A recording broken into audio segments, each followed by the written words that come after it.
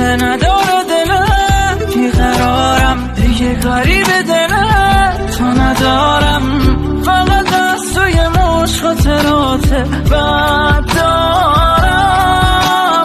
تو با دل عاشقم بد کاری کردی، آخه داری تو به چی میگردی؟